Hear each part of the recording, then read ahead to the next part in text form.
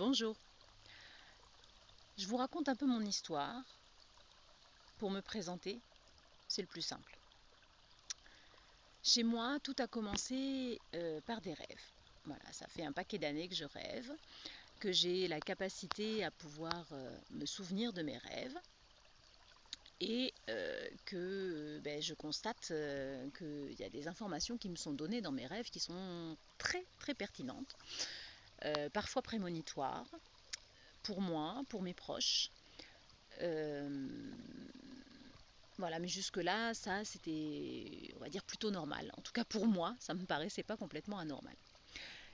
Et puis, au fil du temps, j'ai commencé à percevoir des choses dans mon corps. Alors quand je dis des choses, en fait, ce sont les problématiques des autres personnes, les personnes qui venaient me voir pour des séances. Alors ça a été très problématique parce que je proposais des séances de groupe et je me retrouvais à percevoir dans mon corps les soucis de chacun, sauf que je ne savais pas à qui appartenait quoi, j'avais pas la moindre idée de ce qui se passait, il m'a fallu un petit peu de temps en fait pour comprendre. J'ai vraiment cru que je devenais un peu cinglée. J'ai perdu pied un petit peu en me demandant ce qui se passait. Et comme on nous laisse jamais seuls vraiment très longtemps, se sont présentées au même moment des formations. Alors des formations sur le plan énergétique, des formations aux soins énergétiques, des formations au toucher énergétique. Toutes ces formations, elles m'ont permis, dans un premier temps, de rencontrer des personnes sur la même longueur d'onde que moi. Ça, c'est très important parce que ça m'a permis de constater que non, j'étais pas complètement folle et que j'étais pas toute seule et de pouvoir échanger euh, sur notre normalité qui fait pas tout à fait écho à la normalité de tout le monde. Et, et savoir qu'on n'est pas seul, c'est un très très très grand point, c'est vraiment très important.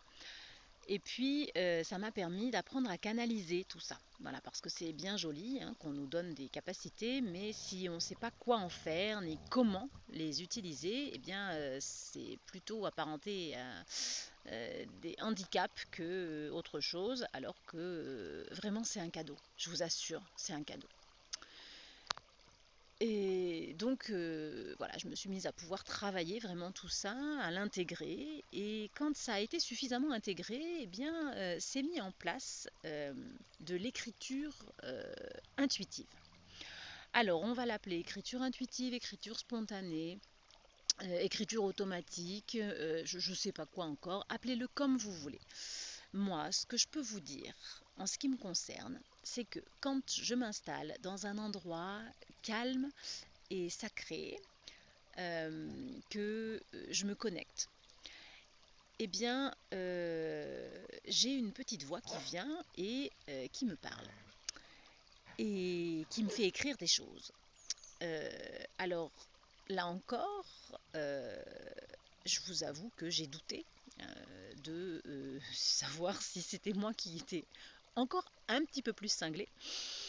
Et il s'avère que j'ai eu des infos plutôt pertinentes, à caractère prémonitoire, que souvent, euh, c'est des choses que, en toute honnêteté, j'aurais pas vraiment envie de me dire, parce que, quand je pars un petit peu du mauvais côté ou que je m'égare, ma petite voix est là pour faire des mises au point et pour me remettre dans le droit chemin.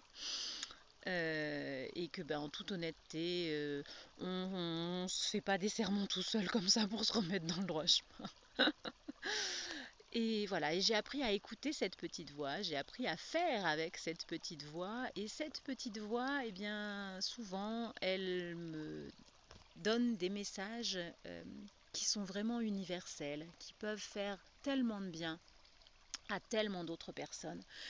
Et là encore, je me dis que si ça m'est donné, c'est pas pour le garder juste pour moi, et c'est pour en faire profiter du monde autour de moi. Alors voilà, eh bien, je vous livre des petits morceaux de ma petite voix.